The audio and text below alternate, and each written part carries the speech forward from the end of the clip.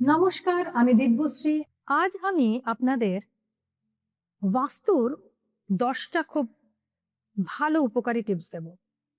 যেটা করে অনেকেই অনেক উপকার পেয়েছেন বলে আমায় কমেন্ট করেছেন বা জানিয়েছেন, বা আমি এতদিন ধরে অনেককে অনেক রকম বাস্তুর অনেক কারেকশন বা অনেক কিছু করে এসেছি, যেগুলোতে আমি দেখেছি লোকেরা অনেক উপকার পেয়েছে। তার মধ্যে কিছু জিনিস খুব জেনারেল জিনিসগুলো আজকে তুলে ধরছি। তো বাস্তুর টিপসের এই এপিসোডটা খুব মন দিয়ে দেখুন, কারণ লাস্ট টিপসে আমি আপনাদের এমন একটা কনফিউশন উইথ এক্সপ্লেনেশন ক্লিয়ার করে দেব, যেটা নিয়ে অনেকেই আমায় অনেকবার প্রশ্ন করেছেন।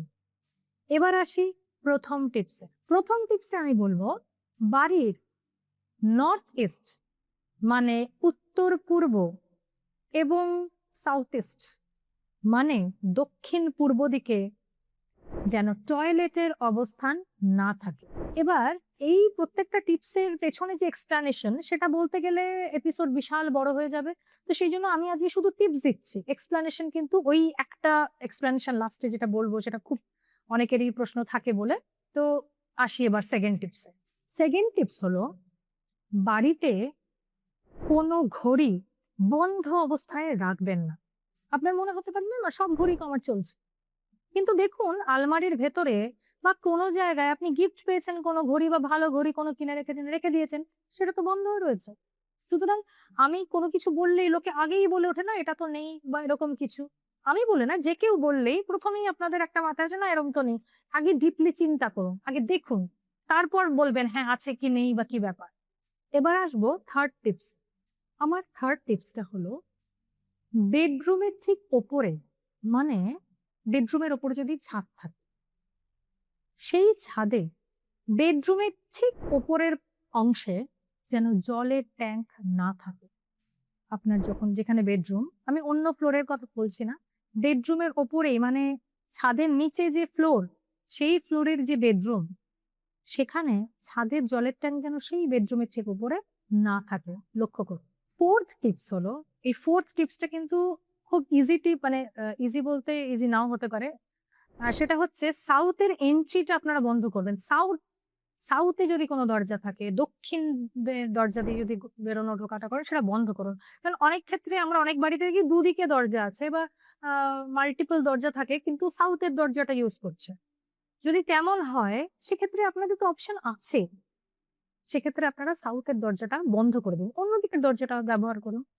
আর যদি একান্তই দেখা যায় সাউথেরই দরজা আছে, তার জন্য তো আমাদের অন্য প্রসেস আছে। সেটা তো আমি বাস্তু যারা আমার সাথে কনসাল্ট করে আমি বলে দিই। কিন্তু জেনারেলি আপনাদের আ বলে দিলাম যে সাউথের এন্ট্রিটা আপনারা বন্ধ করুন। যদি অন্যদিকে এন্ট্রির কোনো ব্যবস্থা থাকে, সেটাই ব্যবহার করুন। এবার আসছি ৫ নম্বর টিপসে। আমার ৫ম টিপসটা হলো, আ বেডরুমে তো আমাদের আয়না থাকে। সব বেডরুমেই জেনারেলি থাকে এবং আয়না অনেকের বেডরুমে ছোট হয়, অনেকের বেডরুমে বড় হয়। আপনাদের ক্ষেত্রে বলব, খাটের প্রতিচ্ছবি তৈরি করছে এমন জায়গায় আয়নাটা রাখবেন না। মানে আয়নাটার দিকে তাকালে পুরো খাটটা দেখা যাচ্ছে, এমন জায়গায় কিন্তু আয়না রাখবেন।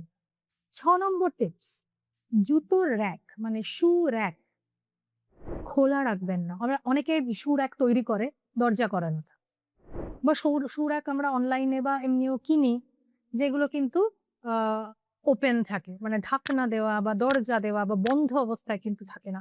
সেটা কিন্তু আপনারা মেইনটেইন করুন। শু র‍্যাক খোলা রাখবেন না বা ওপেন রাখবেন না।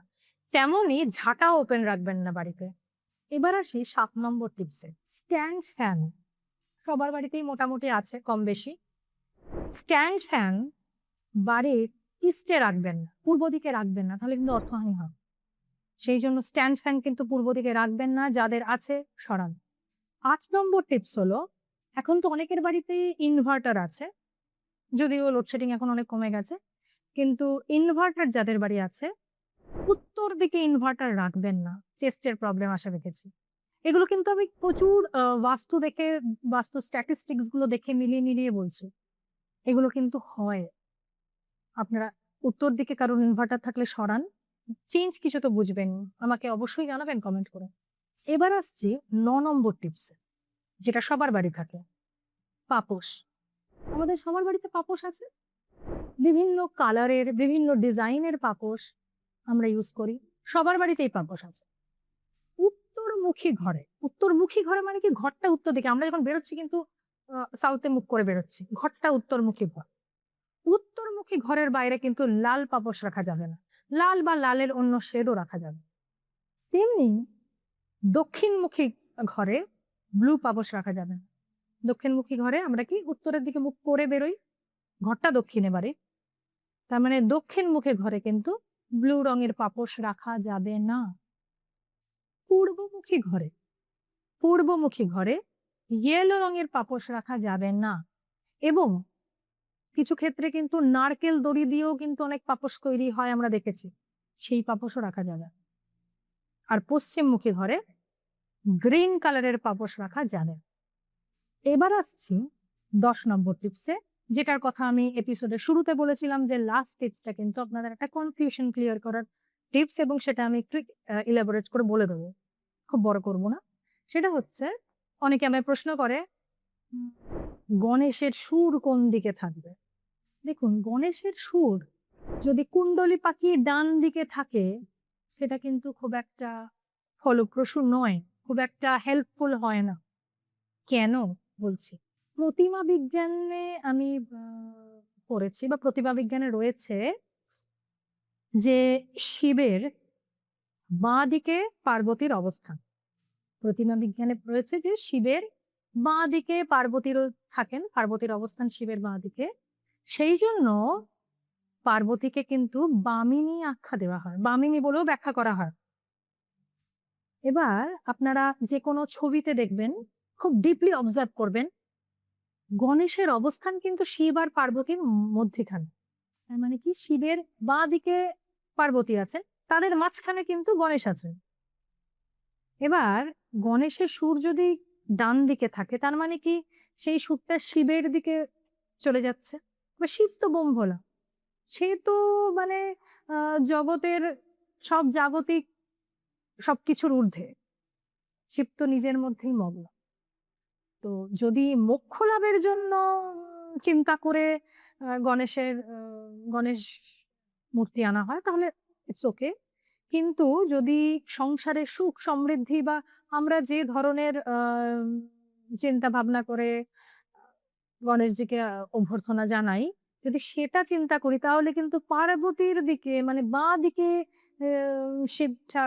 গণেশের যে সুর, সেই গণেশ আনা কিন্তু বেটার। এটা কিন্তু আমি প্রতিমা বিজ্ঞান অনুযায়ী বললাম, এবং যাদেরকেই এই কথাটি বলেছি বা যারাই এইভাবে ব্যবহার করেছেন তারা কিন্তু বিশেষ উপকৃত। তো আজকে আমি বাস্তুর 10টা টিপস দিলাম, পরবর্তীকালে আরো বাস্তুর টিপস নিয়ে আসবো। আমার এপিসোডটি দেখার জন্য, এতক্ষণ সঙ্গে থাকার জন্য ধন্যবাদ। যারা এখনো সাবস্ক্রাইব করেননি সাবস্ক্রাইব করুন, ডান দিকের বেল আইকনে ক্লিক করে অল ক্লিক করে নিন, লাইক করুন, কমেন্ট করুন, শেয়ার করুন সবার মধ্যে। ধন্যবাদ।